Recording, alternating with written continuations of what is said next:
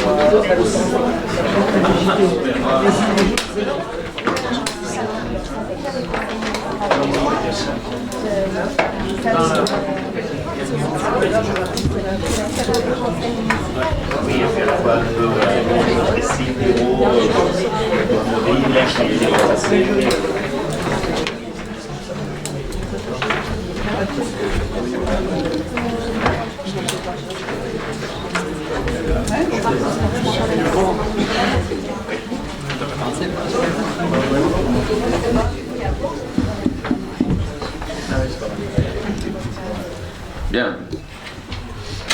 Mesdames et messieurs, chers collègues, je vous propose que nous ouvrions cette séance du conseil municipal.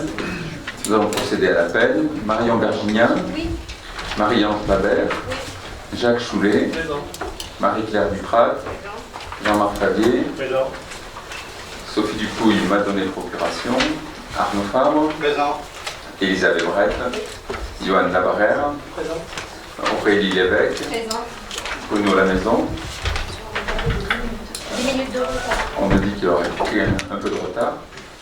Sylvie Sauvignon, Christophe Riam, Alain Lassalle, Laurent Langlade, Marie-Thérèse Parouillet, Christophe Bergès, Solange Coudens, Ludovic Buchan, Chamiolo Christiane, Marjorie Fautou, Olivier Martinez a donné procuration à Nadine Penchoré, André Lafargue a donné procuration à Jean-Luc Cazenave, Alain Arambat, il sera et Jean-Luc Cazenave. Bien, chers collègues, merci de votre présence. Avant d'entamer l'ordre du jour prévu, je souhaiterais revenir sur les événements du week-end et tout particulièrement sur la présence de gilets jaunes sur la zone industrielle de Perret vendredi soir et samedi matin.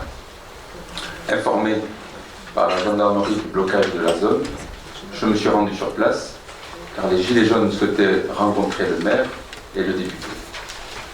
J'ai passé de longues heures à les écouter. Il est indéniable que les temps sont durs pour beaucoup.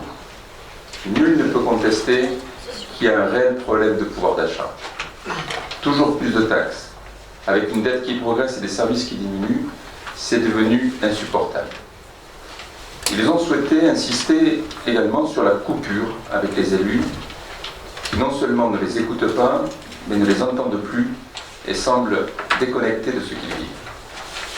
Après de longues heures de dialogue, nous avons décidé de rédiger conjointement un texte qui est la motion que vous avez sur vos tables et que je vais vous lire. Et nous nous sommes rendus en mairie pour la rédiger. Motion de soutien aux Gilets jaunes. Le mouvement citoyen des Gilets jaunes demande aux élus de soutenir le mouvement. Le mouvement citoyen des Gilets jaunes dénonce l'injustice et l'inégalité fiscale actuelle. Le mouvement citoyen des Gilets jaunes demande des mesures immédiates pour améliorer le pouvoir d'achat des Français. Le conseil municipal de Saint-Sevé soutient ces revendications qu'il trouve légitimes. À minuit, la zone a commencé à être débloquée avec la mise en place de barrages filtrants pour être entièrement libérée à 13h30 le samedi. Afin de pouvoir mettre au vote cette motion, je vous propose de réapprouver l'ordre du jour que vous avez reçu vendredi en rajoutant ce point en premier point à l'ordre du jour. Y a-t-il des oppositions à ce que nous mettions cette motion à l'ordre du jour de ce soir?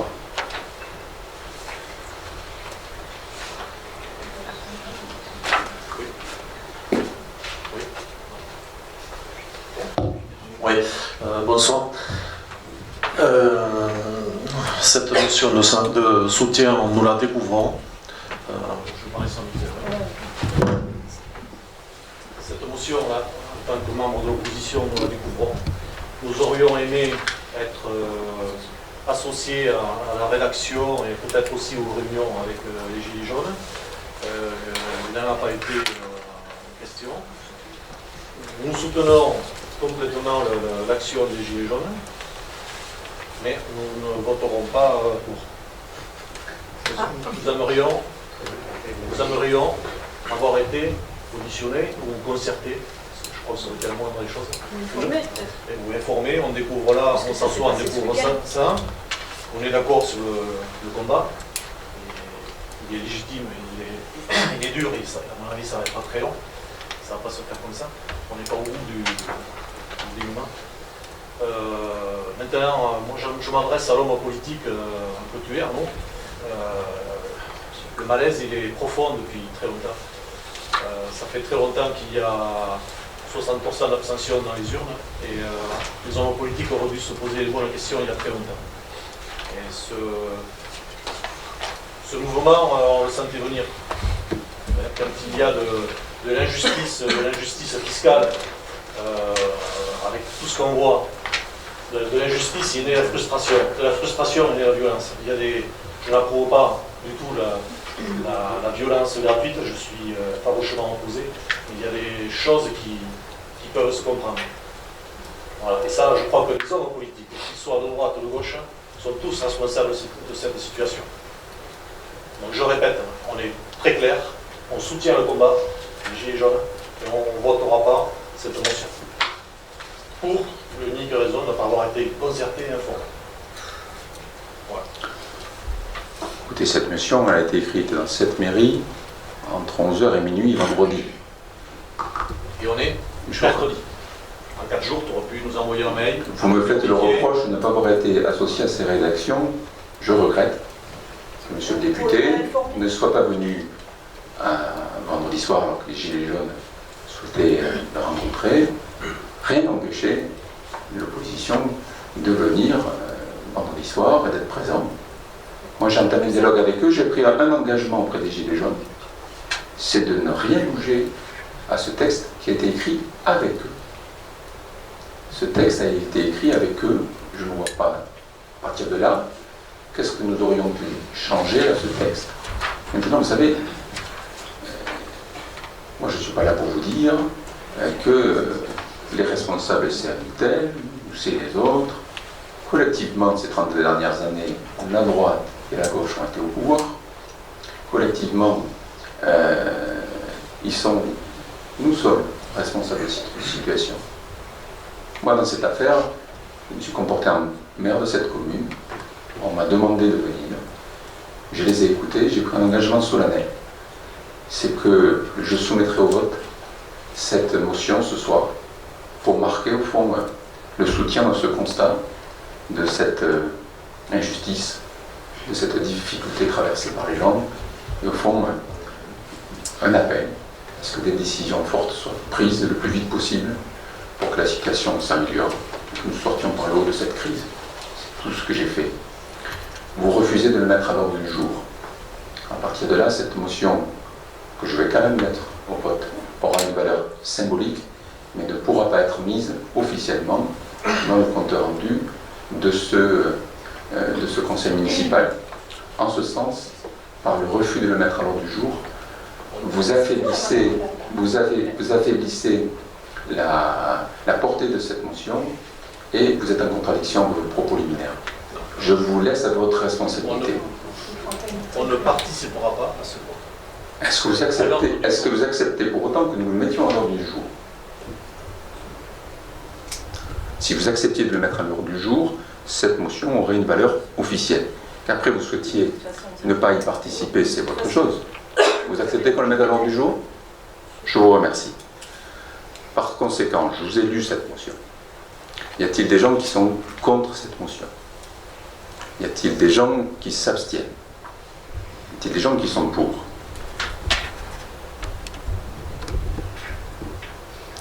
Mais écoutez, je vous remercie et nous allons pouvoir poursuivre notre conseil municipal.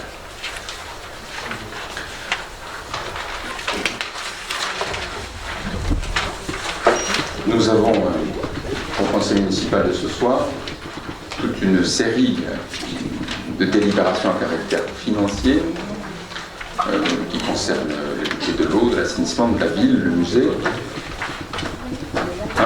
Je vois qu'il y a des élus qui suivent, il faut que nous votions le compte rendu de la séance précédente. Y a-t-il des oppositions sur le compte rendu, des abstentions? Je vous remercie. La décision seconde de ce conseil de ce soir est donc concerne le budget de l'eau. Je voudrais, en amont à cette délibération financière, vous lire un mail adressé par Laurent Attal, le trésorier de Saint-Sevé, en date du 18 octobre.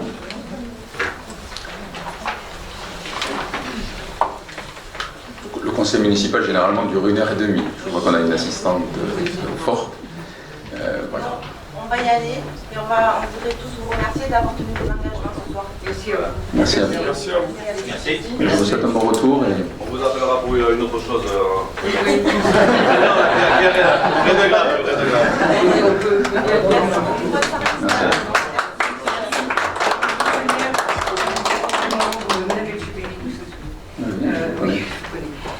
On voudrait vous interpeller par rapport à un monsieur qui dort sous les ponts de la Tour.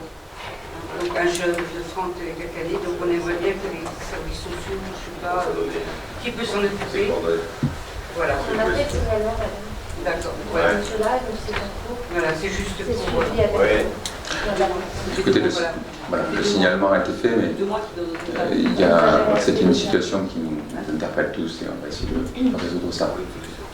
Très bien, Merci. merci à vous. Premier, on va le laisser partir.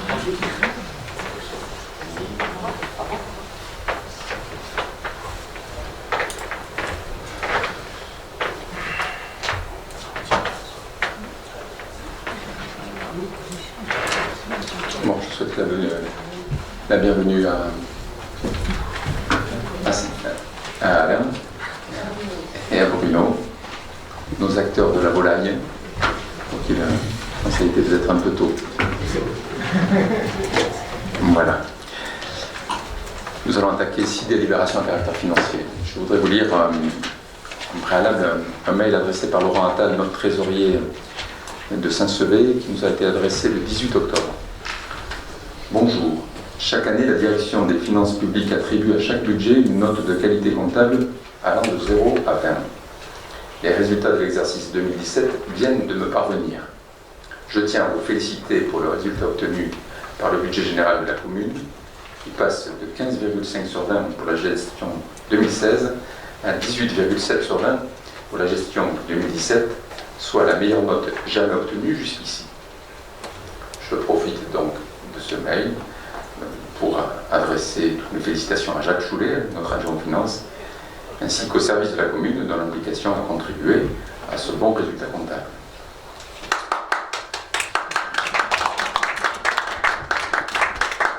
Premier point à l'ordre du jour, le budget eau, et donc je passe la parole à notre adjoint. Bon, ben voilà.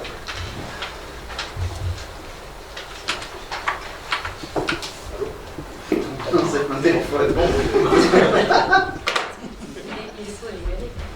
bon. Donc, ben voilà, c'est discussion autour. Très bien. Je vous connais mieux en finance qu'en micro. Donc c'est le mois de novembre, donc c'est l'heure des décisions modificatives. Nous avons 4 décisions modificatives budgétaires pour cette séance. Donc la première concerne le budget eau.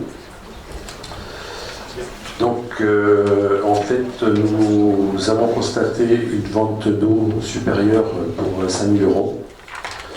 5 000 € pour le prix de l'eau, plus 9 700 qui sont des redevances qui en fait vont être versées à l'agence de l'eau. Donc nous avons en recette de fonctionnement 14 700 et nous avons en dépenses de fonctionnement, donc ces 9700 vont être reversés au budget assainissement pour être ensuite transférés à l'agence de l'eau. Donc en dépenses 9700 qui partent sur le budget assainissement et 5000 euros qui font l'ajustement avec les 14 700, puisque vous savez que dans un budget, les dépenses doivent être égales aux recettes, et qui sont versées au 0,11, compte tenu que, puisque nous avons traité de l'eau, nous avons vendu de l'eau, cette eau a coûté un peu d'argent, et donc nous avons mis 2000 euros sur les fournitures non stockables et 3000 euros sur l'entretien et réparation des biens mobiliers. Y a-t-il des questions? S'il n'y en a pas en une phrase, ces deux modifications budgétaires sont des bonnes nouvelles, puisqu'elles viennent nous concrétiser au fond qu'après 2 années de crise aviaire, les volumes de vente d'eau sont à la hausse, en particulier du fait de la reprise de l'activité des industriels. Et donc, c'est le signe que cette crise qui a secoué notre territoire est derrière nous.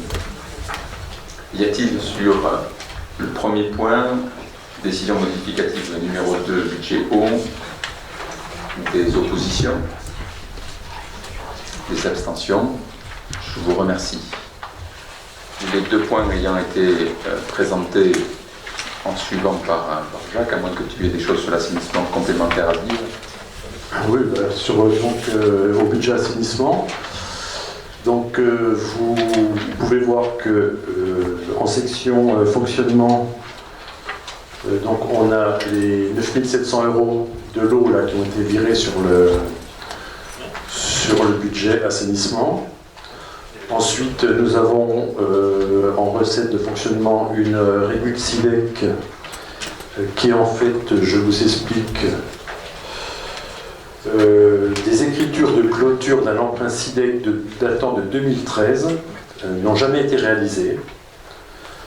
Donc le trésorier nous a demandé de les régulariser cette année, et donc elles sont pour 6120,2. Donc en recette, nous avons 15 820 que nous retrouvons en dépenses.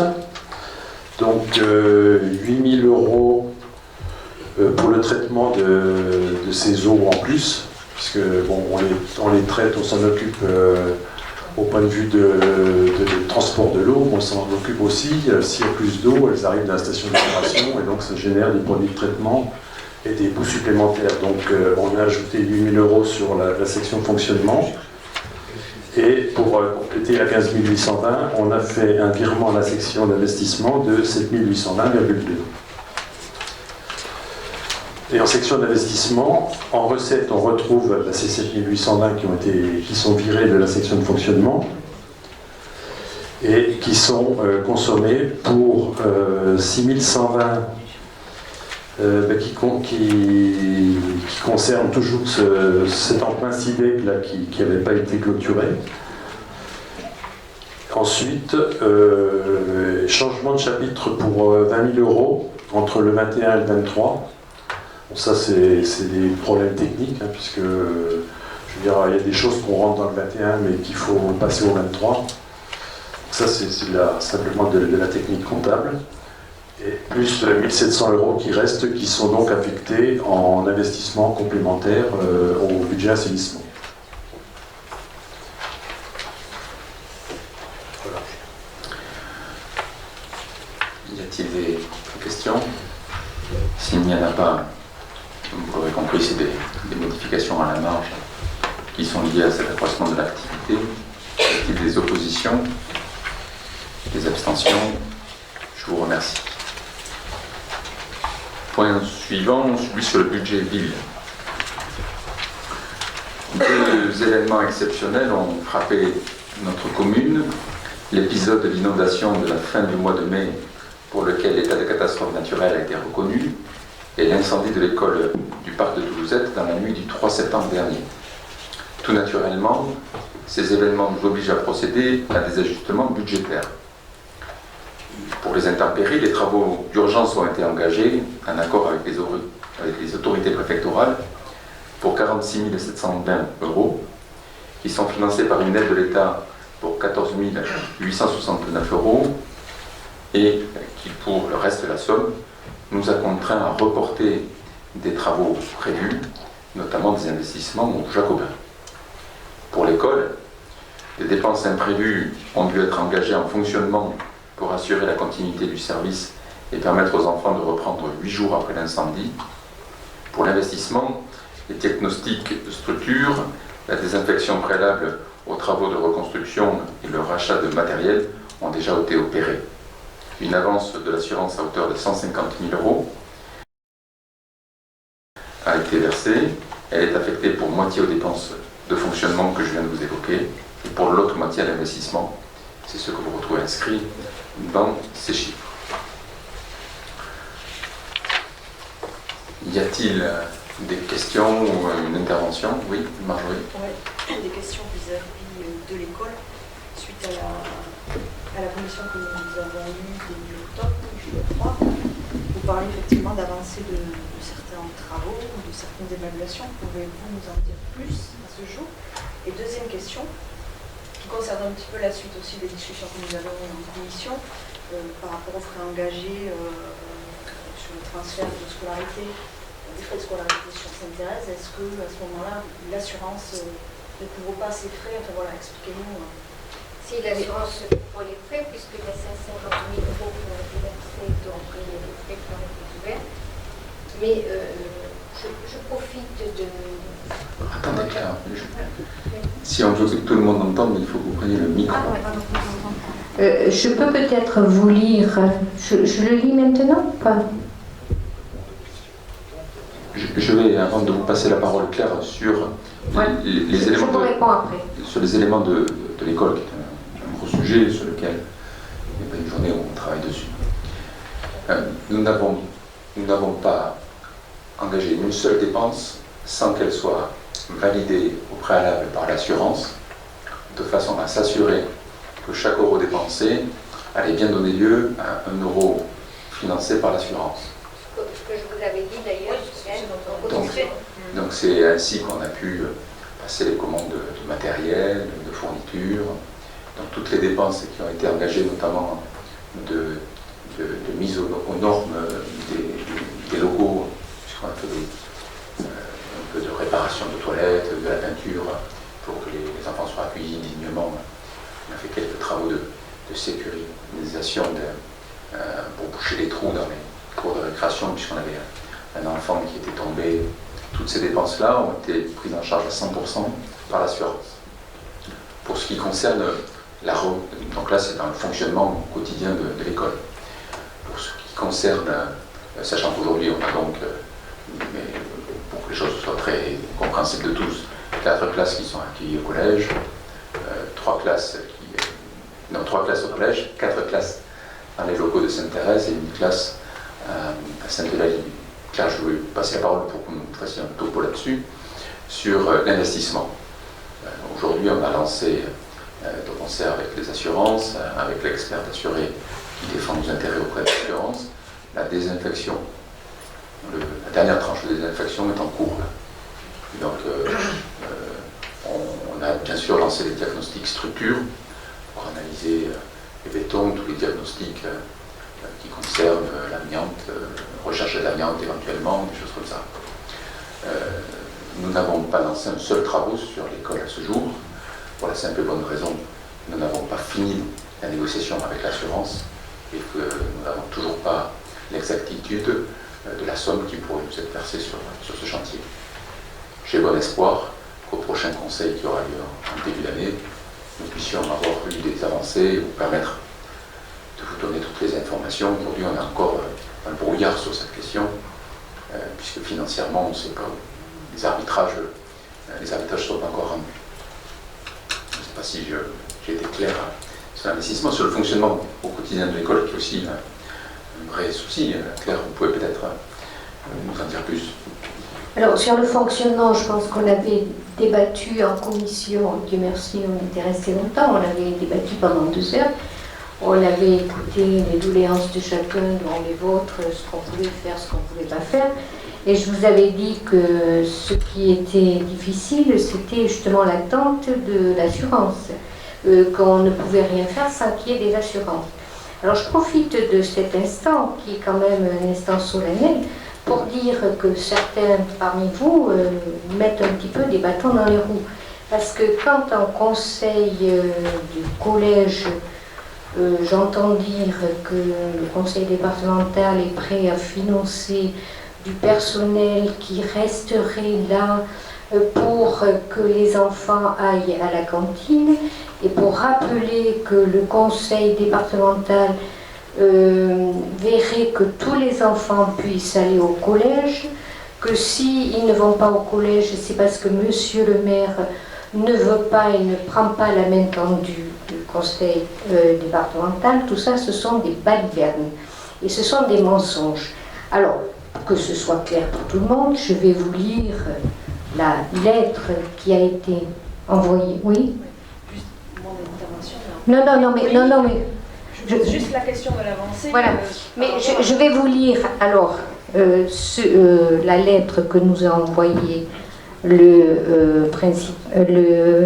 l'inspecteur d'académie en personne, qu'il a envoyé à monsieur le maire.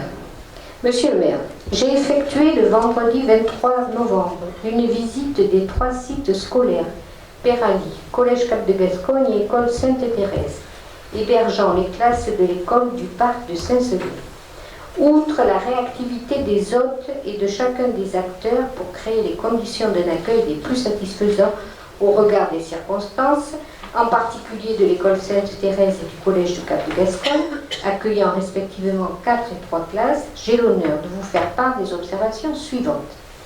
Après échange avec le principal du collège, le regroupement de l'ensemble des classes au sein du collège ne paraît pas envisageable.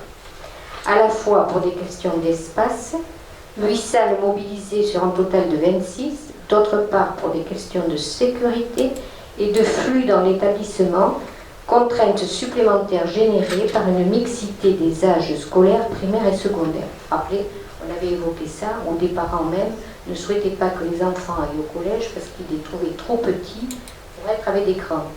L'inspecteur d'académie le souligne aussi.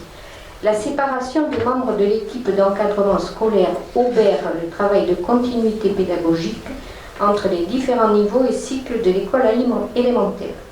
De la même façon, l'inclusion scolaire des élèves de l'ULIS, unité locale d'inclusion scolaire dont on avait parlé aussi, est un impératif auquel ne peut répondre qu'imparfaitement l'organisation actuelle.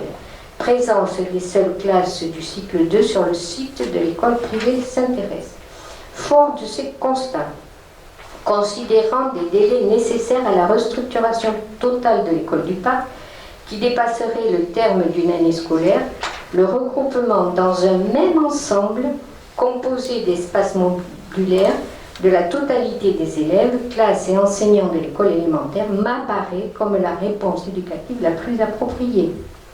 Autrement dit, l'inspecteur d'académie veut le regroupement de l'ensemble sur un même lieu. Et on avait évoqué, rappelez-vous, les AGECO, et on attendait le chiffrage de ces AGECO qu'on a eu, qui est très important. Voilà. Mais on fait par étapes. Et on essaie de trouver les... Mais voilà où on en est. Là, si vous voulez, la lettre de l'inspecteur d'académie, elle est du 27 novembre. Donc c'est très récent. Donc, je précise qu'il n'y avait aucune polémique. Non, mais attendez. Marjorie, entendons-nous bien, ce n'est pas pour vous, mais ce que l'on voit sur les réseaux sociaux, c'est de pure baliverne. Et je veux apporter le démenti ce soir officiellement, parce que ce n'est pas possible au collège. Moi, je crois que chacun se grandit à ne pas instrumentaliser des sujets de tension pour créer des fausses polémiques. Voilà. On est conscient que nous aimerions que les 8 classes soient dans le même ensemble. Nous avons transmis à l'assurance le devis des AGECO, les 8 AGECO. Voilà, c'est une somme considérable. Nous attendons leur réponse pour essayer de voir comment nous pourrions au plus vite mettre en place cette solution. Sur le budget, y a-t-il des questions techniques? Y a-t-il une prise de parole officielle? Oui. Oui, Alain. Par rapport à l'aide du Conseil général, je crois que le Conseil général a voté une aide de 14 000 € qui va être versée même au début des travaux rapidement, quoi. C'est ce que j'ai compris. Et pas au courant. Je suis pas au courant.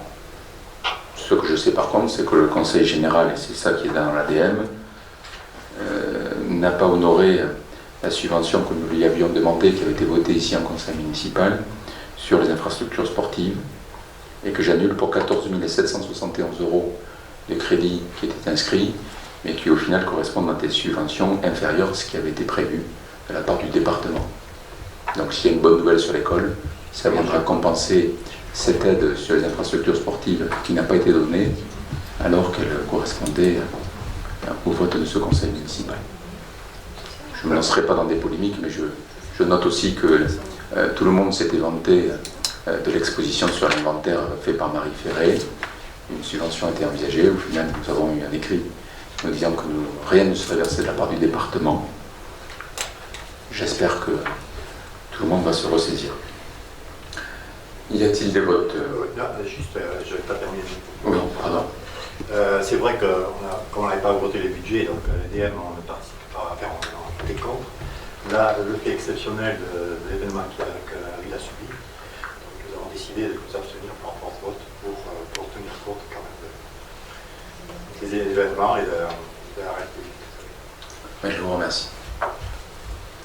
Y a-t-il donc des votes contre, des abstentions? Nous pouvons passer au point suivant. Le vote du budget, c'est une toute petite modification en hauteur qui s'équilibre. Je passe la parole à Jacques. Donc une décision modificative du budget musée. Donc en fait, l'émission archéologique avait été mise au chapitre 012, ensuite on les a fait basculer au chapitre 011, et puis après examen de ces budgets qui ont été basculés au 011, il apparaît qu'il y a une partie qui doit quand même revenir au 012, donc c'est pour ça qu'on a mis 572 € de moins sur le 011 qui repasse au 012. C'est un peu compliqué, mais bon, c'est... Alors, il faut le faire en français, parce que Jacques exprime ça dans un terme technique qui est tout à fait juste. C'est la mission d'archéologie de la collection du Beda. On fait appel à un prestataire extérieur. Se poser la question, est-ce qu'on doit le payer comme quelqu'un qui a son compte, ou est-ce qu'il doit être salarié par la ville? Nous, on pensait qu'il fallait, c'est comme ça que ça nous avait été dit, que ce soit un prestataire. En fait, au final, il y a une partie qui est payée en rémunération. C'est juste un changement de chapitre. Ça ne change rien à la dépense globale. Peut-être que Jean-Marc peut dire quelque chose. Juste une chose, c'est dans le papier qu'on a réalisé sur l'inventaire de la maison du Beda. C'est pas la maison du Beda, c'est la collection du Beda. Voilà. Non, parce qu'on pourrait interpréter les choses. Nous avons connu des choses à partir de maisons, donc c'est bien la collection que L'occasion pour nous de remercier aussi Philippe Lafitte, puisque ces collections ont été retrouvées par un travail du docteur Dubida avec l'association de Grasse sur un site qui lui appartient. Donc, tout ça s'est fait en totale transparence avec l'accord de tous. Y a-t-il des oppositions sur cette DM? Je comprends. Des abstentions? Je vous remercie. Nous avons des admissions en non-valeur, c'est assez courant. Jacques peut peut-être nous les présenter. Donc, en fin d'année, le trésorier nous fait part du travail qu'il a mené au cours de l'année pour essayer de récupérer un certain nombre de sommes que les destinataires ne payent pas. Donc, il passe par toutes les possibilités juridiques qu'il a à sa disposition, et puis à un moment donné, pour certaines sommes, il arrive qu'il dit c'est plus possible, j'arriverai pas à les récupérer. Donc sur le budget eau, ce sont des gens qui ne payent pas les factures d'eau. Il il a aujourd'hui, cette année, il a baissé les bras. Il a baissé les bras parce qu'il n'est pas arrivé pour 10 077,23 et qui sont des factures qui sont des factures des exercices 2007-2008 jusqu'à 2017. Et ça ne veut pas dire que sur ces années-là, que tout a été payé. Hein. Il y a encore des factures de ces années-là pour lesquelles le percepteur continue à essayer de faire de la récupération. Et donc l'année prochaine, il va nous dire, voilà, il y a 12 000 € que j'ai pas réussi et qui font partie également de ces années-là. Voilà, ça c'est...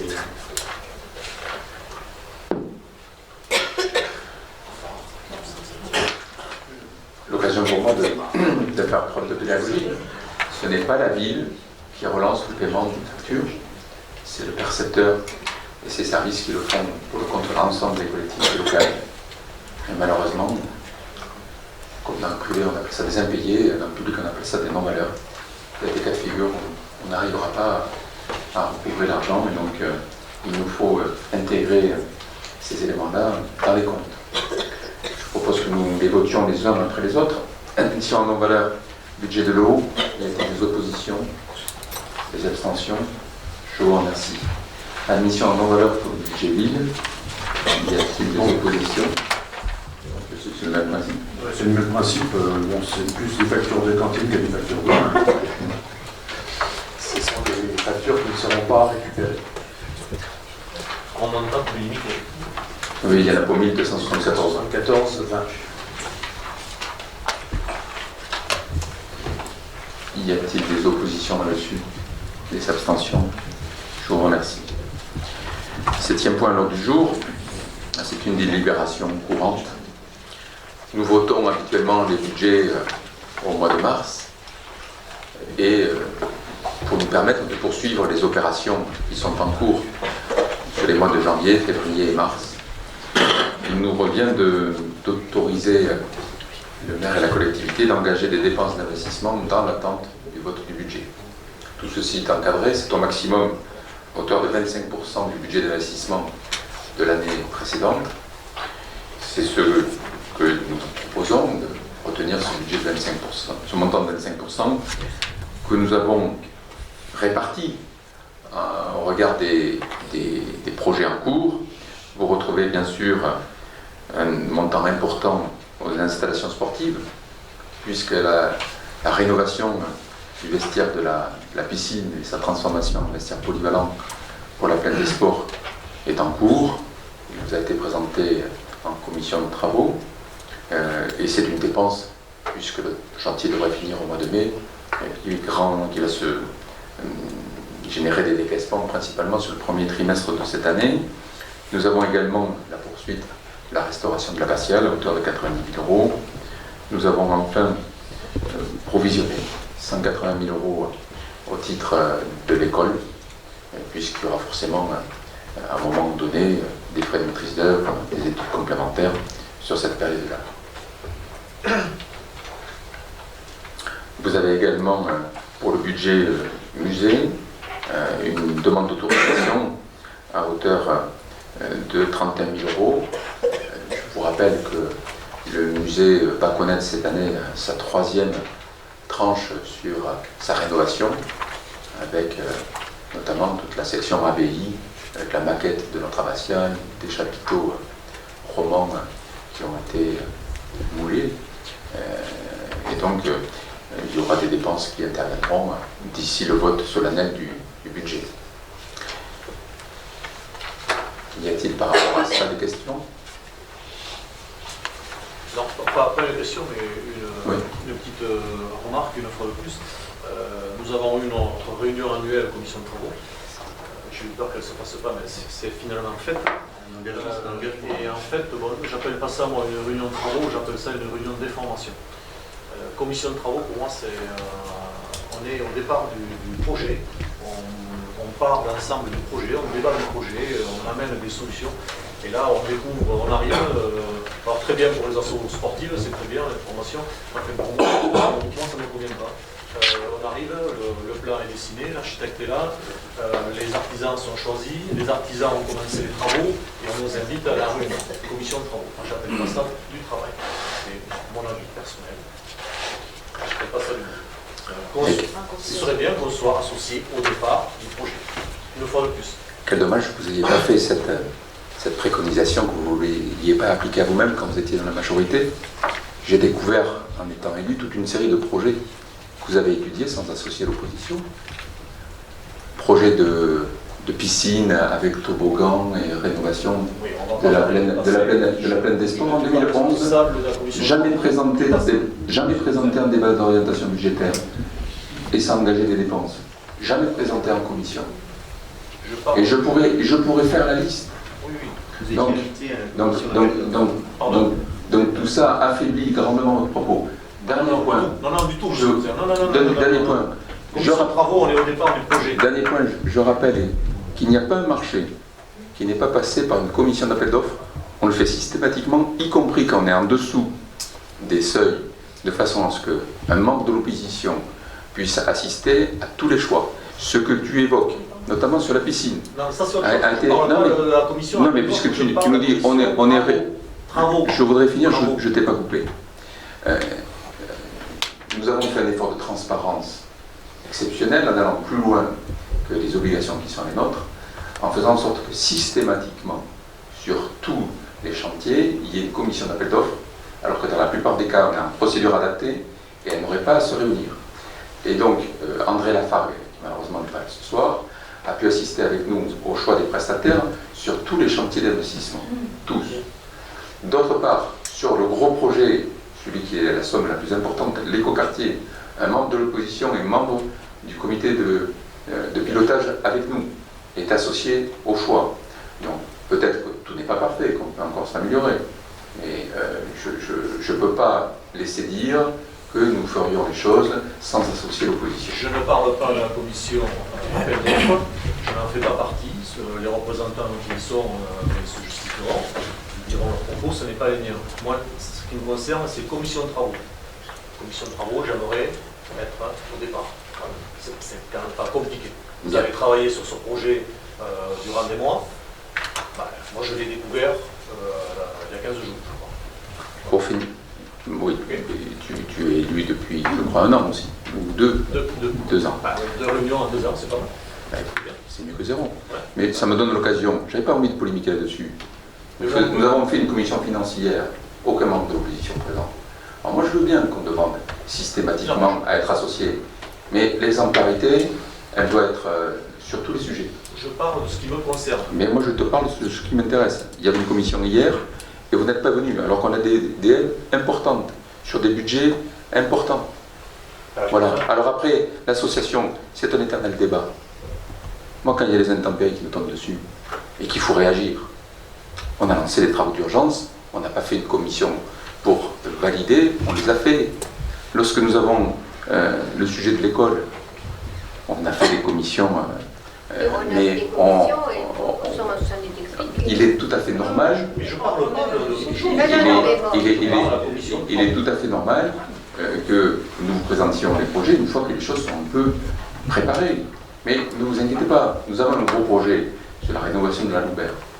Il y aura, dans les semaines à venir, une commission qui ne pourrait pas nous faire le reproche de ne pas être associée depuis le début, où on présentera les plans, maintenant qu'on sait à peu près le chiffrage global et que la faisabilité du projet est réelle. Vous serez associés pour décider de tout. Vous pourrez nous dire, tiens, le vestiaire n'est pas assez grand, cette salle, elle est trop grande, le besoin du handball est-il oui ou non pris en compte. Donc, et on pourra coproduire ensemble un projet que nous pourrons défendre en commun.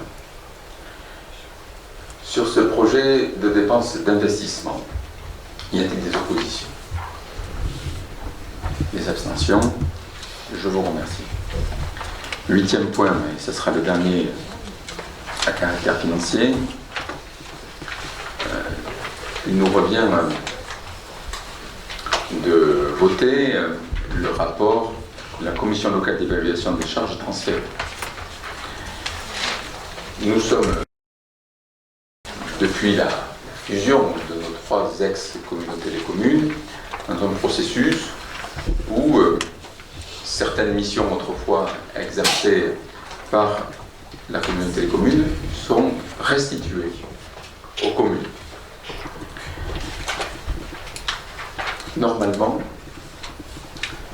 lorsqu'une compétence est restituée, il doit y avoir le versement à l'euro près des dépenses que consacrait la communauté des communes à ces compétences. Pour la première fois depuis la fusion des communautés de communes, il n'en sera pas le cas cette année. C'est la raison pour laquelle je vous invite à solennellement avec nous marquer notre désapprobation de ce choix en votant contre ce rapport. Il a été décidé cette année de restituer aux communes l'entretien des trottoirs ainsi que l'élagage des arbres. Depuis 3 ans, la communauté des communes a mis chaque année 10 000 € dans l'entretien des trottoirs sur Saint-Sevé. On l'a souvent fait par convention, parce que la commune mettait un complément d'argent pour que ça soit fait à main robée, que les choses soient bien faites. C'est ainsi que les trottoirs du lotissement de Pipoulan ont été intégralement refaits, et nous allons dans les jours à venir avoir un complément de trottoirs, notamment sur le lotissement Gavaret, qui sera financé au titre de la convention que nous avons signée il y a quelques mois. La Comcom a décidé de nous restituer les trottoirs en nous versant 0. Là, elle aurait dû nous reverser 10 000 € chaque année. Sur l'élagage, nous avons fait estimer le coût d'entretien annuel de l'élagage de l'ensemble de notre parc forestier. Nous avons sur les bordures, notamment des routes départementales, anciennes routes d'Agenmo, le chemin de Pignerette, des allées, le chemin de Fleurus, des allées de platanes qu'il faut élaguer régulièrement. Nous avons fait chiffrer ces travaux avec un rythme où chaque année on ne va pas tout refaire, mais on fait en sorte de maintenir le capital végétal que sont ces beaux arbres. Il y en aurait pour 16 000 € par an. Sur le dernier exercice, la communauté des communes a dépensé 25 000 € sur le territoire de Saint-Sever en matière d'élagage. C'était le nettoyage des pentes qui ont permis de libérer la vue dans la montée de Morlaix. Et là, pareil, au lieu de nous reverser cet argent, il nous propose 0 €. Il y a là quelque chose qui n'est pas juste. Je l'ai exprimé à la commission locale d'évaluation des charges transférées en votant contre. Notre maire s'est abstenu d'ailleurs. Il n'y a pas eu unanimité là-dessus. Et j'ai exprimé à Marcel Prouvé que sur ce sujet-là, je trouvais qu'il y avait quelque chose d'inéquitable. Voilà les motivations qui m'appellent à ce soir pour dire que je pense que l'intérêt de la commune est de manifester sa réprobation sur ces décisions. Après, c'est la loi du nombre. Nous n'avons pas de majorité pour bloquer ça. Donc nous le subirons.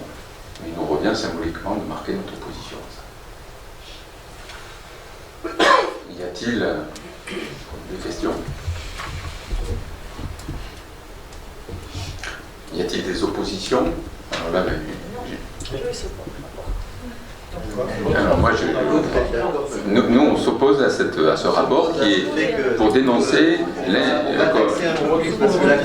que la ville de Saint-Sever récupère des dépenses sans récupérer les sommes qui étaient attribuées. Donc je vous remercie. Y a-t-il des abstentions? Y a-t-il des votes pour ce rapport? Vous êtes contre le fait que... Non, on est... Non.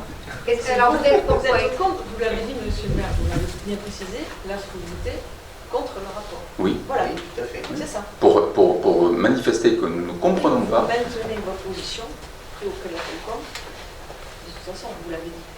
Non, voilà. à la Comcom, j'ai voté contre. Oui. Si ce n'est qu'il y en a... Mais vous êtes contre le rapport? Ah oui, bien sûr, je suis conforme à mon opposition. Si ce n'est que... il y a quand même quelque chose. Vous êtes élu de Saint-Sever. Excusez-moi, mais nous sommes tous collectivement responsables de la défense des intérêts des contribuables saint-severiens. Nous récupérons des missions sans récupérer l'argent. Comment pouvez-vous accepter ça? Vous seriez en responsabilité, vous n'accepteriez pas ça. Or, avec votre vote pour, vous dites « je trouve ça normal ». C'est pas la première fois que vos votes desservent les intérêts Saint-Séverin. Le seul maire avait dit Mais bien sûr, mais imaginez, bien sûr que les... donc ça Mais fait pour une répartition. Mais c'est pas une répartition. Nous étions les seuls au sein de la communauté des communes à avoir des trottoirs pris en charge, parce que grosso modo, nous sommes la seule commune à avoir des trottoirs sur la bordure de routes communales. Les autres villages ont des trottoirs sur les bordures des routes départementales. Et donc là, la communauté des communes n'intervenait pas, c'est hors règlement voirie. Et donc, il n'est pas normal, maintenant, que à la communauté des communes, les autres maires se disent, bon ben, ça ne concerne pas, nous on s'y retrouve dans le rapport, je les comprends. Mais aujourd'hui, il nous revient symboliquement d'indiquer à la communauté commune, sur ce transfert-là, votre proposition n'est pas juste, elle est contraire aux intérêts des Saint-Séverins.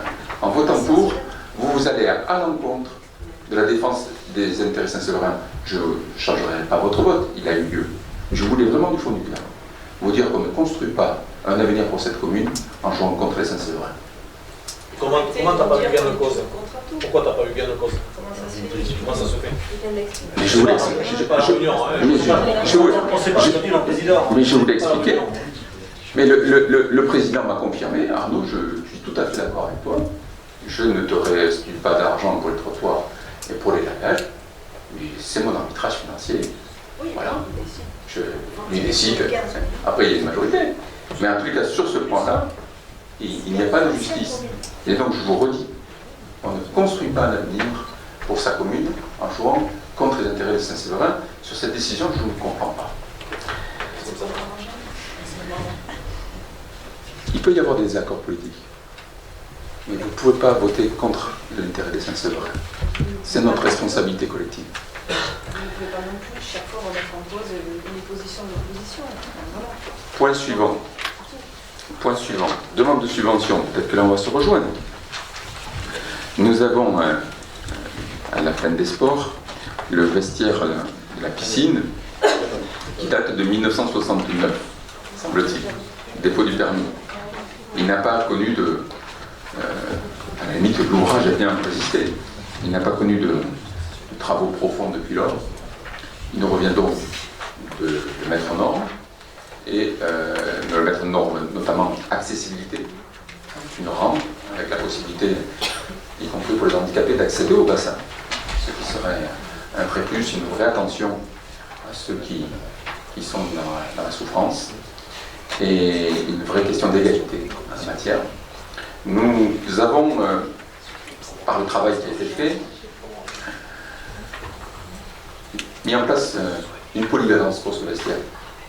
Le système qu'on vous a montré de fermeture de l'accès au bassin nous permettra notamment en hors-saison de pouvoir utiliser ce vestiaire comme un vestiaire polyvalent, puisqu'il n'y aura pas le risque que les gens puissent aller vers les bassins. Et donc c'est un vestiaire qui pourra servir pour le rugby, qui sera bien plus près des stades d'entraînement, sachant que les vestiaires qui sont sous les vieilles tribunes ne sont pas en très bon état. C'est un vestiaire qui pourra servir également pour les crosses, pour les activités des collégiens qui se font sur place. C'est aussi un vestiaire qui pourra servir pour le beach, puisque le beach avait été créé à l'époque sans vestiaire. C'est pour cette raison que nous demandons 2 subventions auprès de l'État au titre de la mise en conformité des lieux publics et auprès du collège au titre de l'utilisation de ces vestiaires par les collégiens de façon, au fond, à nous permettre de réduire la prise en charge par les deniers Saint-Séverin et de mobiliser les justes subventions des acteurs publics qui nous accompagnent. Y a-t-il par rapport à ça des questions? Oui, juste une question technique par rapport à la présentation qu'on avait eue et la réflexion des travaux. En général, il me semble qu'il y avait un lot plomberie et peinture, voilà, qui n'apparaît pas là. Non, je me trompe. Alors, non, les peintures, elles sont prises en charge par la régie municipale. Ça, c'est ce qu'on avait décidé en amont. La régie, on a, rappelez-vous, on veut absolument, et je vous l'ai expliqué, on a une régie composée de professionnels. Nous avons donc un plombier, donc les travaux de plomberie seront faits. Et d'ailleurs, je rebondis sur... tu nous as fait part effectivement du problème de légionellose et on travaille dessus. Voilà. Ça sert à ça une commission de travaux. Peut-être que tu as pensé qu'on avait présenté, mais je vous l'ai dit, tout ce qui était pertinent, on en prendrait bonne note et on le fait. Donc, pour répondre quand même précisément à la question, parce que la note n'est pas bien écrite. Sur les travaux qui sont faits en régime municipal, les dépenses d'achat des matériaux sont bien intégrées dans la dépense. Dans la dépense, à hauteur de 100 000 €. Voilà. Et pour finir, on aura bien un revêtement en résine sur l'ensemble du sol. Il y avait eu une question à un moment pour, au fond, finir totalement la rénovation de ce lieu et faciliter son nettoyage derrière. Y a-t-il, par rapport à cette demande de subvention, des oppositions, des abstentions? Je vous remercie. Point suivant. Nous avons un avenant sur le marché de restauration nous lie à API. Vous savez que les marchés de restauration ont un plafond maximum financier. Il peut arriver des fois que l'activité est supérieure à ce plafond, et donc il nous faut délibérer pour autoriser la collectivité à accepter cette activité qui est plus forte que celle qui était prévue. Vous avez dans la note de synthèse l'explication exacte de ce dépassement qui est 2500 € et qui au fond va donner lieu à la fois à un versement complémentaire à API, mais à une refacturation auprès des entités qui ont demandé des repas complémentaires, à savoir les écoles maternelles, primaires, l'EHPAD et plus largement le CIS avec le portage des repas et le centre de loisirs. C'est un dépassement qui est faible puisqu'il est de 2500 €. Bon, c'est un ajustement technique. Y a-t-il des oppositions, des abstentions? Je vous remercie. Point 11 à l'ordre du jour, modification de la délibération du 23 décembre 2014 relative à la tarification des branchements de services des eaux et de l'assainissement. En fait, en 2014, pour simplifier la gestion et pour au fond, simplifier aussi la communication auprès des usagers, pouvoir faire des devis plus rapidement, on a mis en place des forfaits. Forfait branchement, forfait raccordement, qui d'ailleurs marche très bien. Il se trouve par contre que, exceptionnellement, il y a des cas de figure particuliers, où là le forfait n'est pas adapté, il faut un chiffrage au réel, et donc il nous faut délibérer sur un taux horaire à appliquer sur le temps que seront consacrés par nos agents à la réalisation de ces chantiers spécifiques, et vous vous êtes proposé de partir sur 23 € de l'heure, ce qui était le tarif en vigueur avant 2014. C'est-à-dire qu'il n'y a pas de majoration par rapport au tarif qui était en vigueur. Voilà, ça nous permettra de pouvoir faire un chiffrage et une facturation sur mesure pour quelques dossiers dans l'année. Y a-t-il des oppositions, des abstentions? Je vous remercie. L'ouverture dominicale des commerces de détail à Saint-Sevé pour l'année 2019, c'est une délibération que nous prenons chaque année. Claire, vous pourriez peut-être nous évoquer, puisque c'est vous qui vous gérez la relation avec le commerce. Oui, alors, on a demandé, c'est en concertation avec les commerçants, ils nous ont donné ces dates, donc ils sont d'accord ensemble, on ne voit pas pourquoi on s'y opposerait. Très bien. Y a-t-il des... Ah oui, excuse-moi. Je ne participerai pas au vote comme ça. Bien sûr, bien sûr. Y a-t-il des oppositions? Donc il y a une abstention de Christophe. Ah non, il ne prend pas parole. Excusez-moi. Je vous remercie. Délibération numéro 13. C'est posé la question sur les 3 piscines qui existent publiques au sein de la communauté commune. Une était gérée par la communauté de communes qui étaient à Jaune, et 2 étaient municipales, la piscine couverte de Agenmo et la nôtre. À Agenmo, il y avait une prise en charge par la communauté des communes de la possibilité que les enfants des écoles de l'ensemble des villages de l'ex-HCU puissent gratuitement aller prendre des cours dans le cadre scolaire à la piscine d'Agenmo. Il a été fait 2 choix. Un choix que toutes les piscines ne viennent pas à l'échelon communautaire, mais redescendent toutes à l'échelon municipal. Un choix que je regrette. Pour moi, une piscine est un équipement qui sert à tout le territoire des ex-communautés communes. Il aurait été naturel que la solidarité entre tous les villages joue et participe à l'entretien et aux rénovations de cet équipement.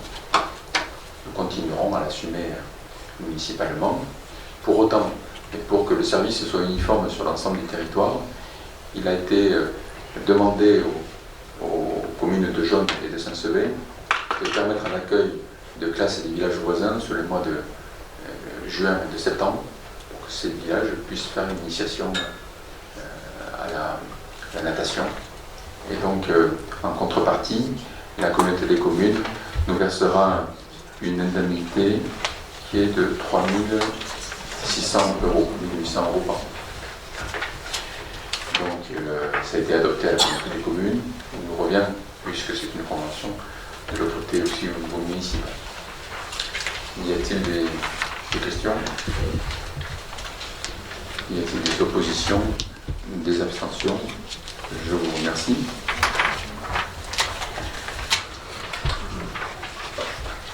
Financement par la commune de la gratuité des transports scolaires. Les transports scolaires sont dorénavant gérés par la région et non plus par le département. La région finance la gratuité des transports scolaires pour nos enfants qui sont domiciliés à plus de 3 km de l'école. Par cette délibération, nous prenons en charge, ville, la gratuité pour les enfants qui prennent ces bus, mais qui sont situés à moins de 3 km. Ça concerne 21 enfants, 17 familles. Le coût de cette gratuité pour la commune est de 2 970 €. Je crois qu'il y a là aussi, de la part de notre commune, une volonté de soutien des familles et une volonté d'égalité. Quand on habite à 2,9 km ou à 3,1 km, qu'on puisse dans les 2 cas avoir le transport scolaire gratuit si notre enfant l'utilise. Y a-t-il par rapport à ça des oppositions, des abstentions? Je vous remercie. Point 15. Notre musée des Jacobins a changé de nom. Je passe la parole à Jean-Marc.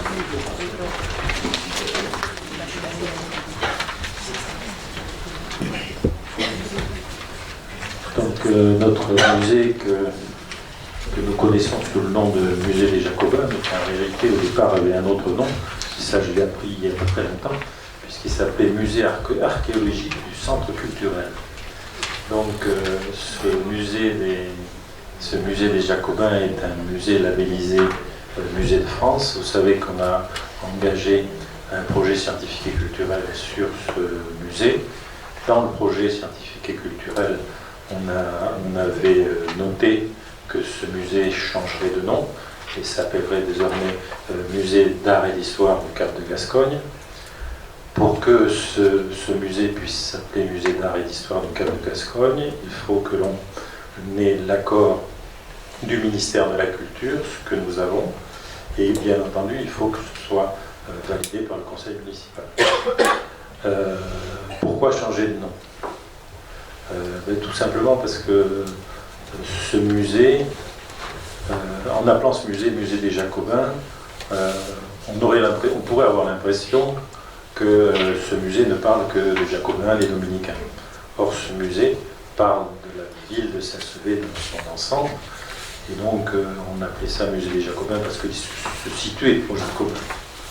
Ensuite, il y a d'autres musées des Jacobins, notamment dans la région. Il y en a un à Auch, le musée des Jacobins d'Auch, et puis vous avez à Toulouse également le couvent des Jacobins.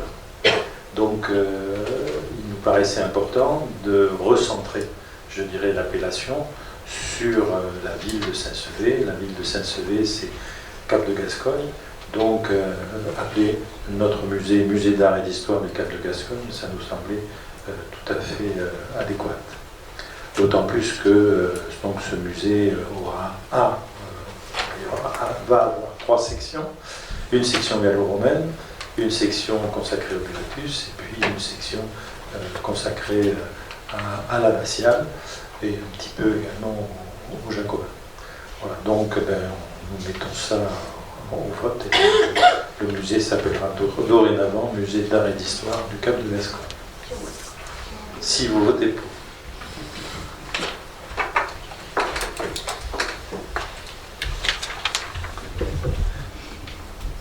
Y a-t-il des commentaires avant le vote? S'il n'y en a pas, nous allons passer au vote. Y a-t-il des oppositions, des abstentions? Je vous remercie. Le dernier point à l'ordre du jour de notre conseil concerne une promesse de bail à construction pour l'implantation du bâtiment photovoltaïque. Je voudrais vous rappeler que et vous témoigner de la nécessité pour les services techniques et les espaces verts de la ville de Saint-Sevé de disposer de locaux de stockage ouverts afin de mettre à l'abri engins et matériel. La commune a été sollicitée par une entreprise qui développe pour les collectivités et les professions agricoles des hangars standards de 640 m² équipés de photovoltaïque. Cette proposition permettrait pour un coût économique très avantageux de répondre aux besoins de la collectivité par la construction de 2 hangars, d'autant que les terrains, la parcelle 8 et 20, qui sont au niveau de la plaine des sports, sont à proximité d'un poste électrique. Afin que les études puissent être lancées par la société Sunalia, il convient de signer une promesse de bail d'une durée de 24 mois qui permettra de mener les études techniques et de lever les conditions suspensives. Le montant des frais de dossier de 1 500 € par bâtiment à acquitter à la signature de la promesse de bail. Au terme de ces études, le conseil municipal devra se prononcer sur la concrétisation d'un bail à construction pour chacun des bâtiments. Donc aujourd'hui, on lance les études. Le résultat économique, sa faisabilité, s'il est confirmé, nous permettra de revenir vers le conseil, et c'est le conseil qui validera ou invalidera la décision de bail définitif. L'approche sur laquelle on est aujourd'hui serait que pour 3 000 € par bâtiment, le bâtiment serait construit par la société Sunalia, il nous ferait la charpente, le couvert, et il ne resterait plus que le bardage à installer. Ce qui est, au regard du volume que représentent ces deux bâtiments, une situation exceptionnelle. Vous avez reçu le plan. L'un serait à l'arrière de la salle de Pacher et l'autre serait à côté de l'ancienne station d'épuration. Y a-t-il par rapport... Il y en a déjà un bâtiment à la station. Oui, il serait en continuité à côté. Voilà. Y a-t-il par rapport à ça des oppositions, des abstentions? Non, mais juste oui. La preuve qu'on est pas contre le photovoltaïque, c'est un niveau-là. C'est vrai que bon, c'est dommage de la prendre en séance conseil municipal quand même. Mais autrement, c'est vrai que le principe, par ailleurs, on y avait réfléchi dans son temps, voilà, c'est l'opportunité qu'il faut considérer. À vrai dire, ils sont venus vers nous tout dernièrement. Et donc, l'intérêt de le mettre à cet ordre du jour aujourd'hui, permettre le lancement des études et de pouvoir, dans nos conseils du mois de février, de pouvoir le confirmer ou l'infirmer. Mais écoutez, je voudrais, avant que nous nous quittions, et de vous souhaiter, puisque, sauf ordre du jour exceptionnel, nous ne devrions pas nous revoir avant la fin de l'année. C'est l'occasion pour moi de vous souhaiter aux uns et aux autres de bonnes fêtes de fin d'année en famille et en famille. Nous avons une petite vidéo annonçant le festival des Saint-Sevé animé qui va connaître une nouvelle édition, qui est un festival qui se passe au cinéma, Le temps que ça télécharge, je peux peut-être proposer à Aurélie de nous parler un peu du Téléthon qui aura lieu ce week-end. On va te passer peut-être un micro, Aurélie.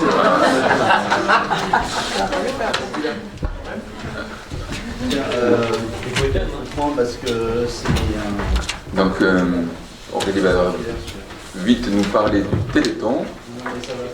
Oui, donc pour le Téléthon, toujours avec, comme chaque année, avec la mobilisation des associations, des bénévoles et les dons des entreprises locales, il débutera donc vendredi soir au cloître des Jacobins par le traditionnel repas spectacle, avec deux services proposés à 19h et 21h. Un maintien des tarifs à 10 € pour le repas adulte et 5 € pour les enfants de moins de 12 ans. La vente des tickets continue de s'opérer demain à la Maison des Animations de 17h à 19h. Ils pourront également être achetés vendredi soir directement au cloître des Jacobins. De nouveau, samedi matin, les associations se mobiliseront. Donc, place du Tour du Sol, il y aura des parties de quilles, vente d'objets décoratifs, crêpes, mignardises et boissons chaudes. On aura des ateliers ludiques qui seront proposés par les jeunes sapeurs-pompiers au centre de secours. Un challenge sportif handball à la salle annexe complexe Albert et aussi un défi judo à la salle Jean-Marie Comenaille de 11h à midi et de 13h30 à 17h. Voilà. Je vous invite à venir nombreux sur ces différents temps d'animation proposés pour le public. Bien, mais alors on peut regarder la bande-annonce. Merci aux services qui l'ont préparée. Et au CMJ qui a choisi les films. Et au CMJ, bien sûr, qui a choisi les films. L'occasion pour moi de remercier le travail de Sophie et d'Arnaud et des autres élus au sein de cette conseil municipal des enfants et des jeunes.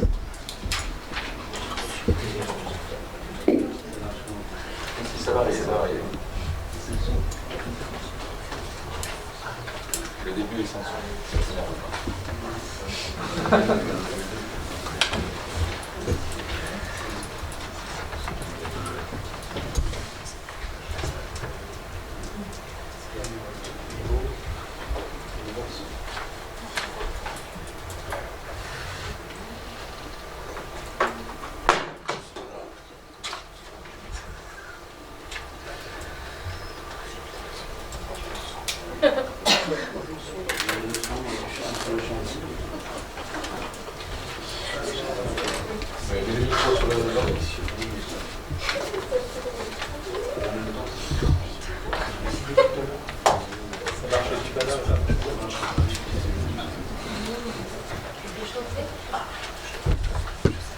Alors, il n'y a pas le son, mais vous aurez compris qu'il y a Peter Pan, une grande Bastille.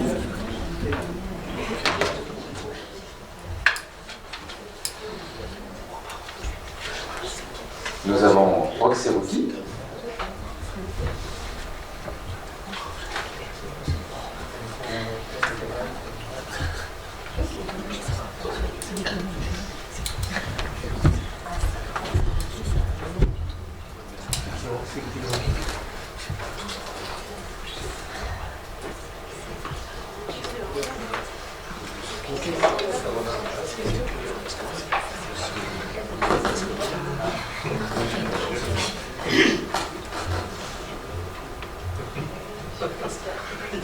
Alors, nous avons Casper.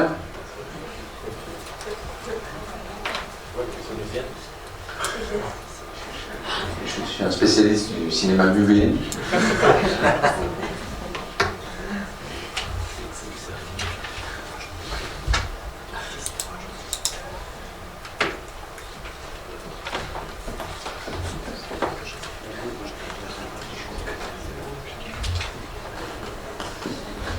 On vous invite en tout cas à venir très nombreux.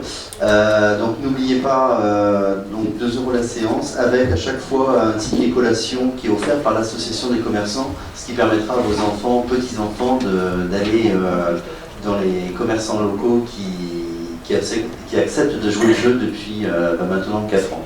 Voilà.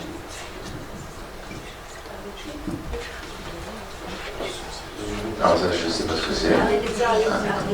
À ma gauche, je me dis Arletty. Arletty, c'est toute une question de génération.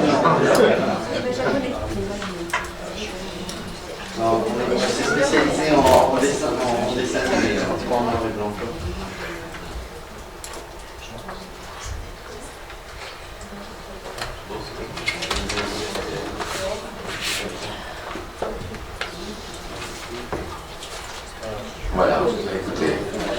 rendez-vous au Festival des Sciences de l'Animé. Merci encore pour tous les bénévoles qui vont jouer au téléphone. Il faut bien sûr signer le registre.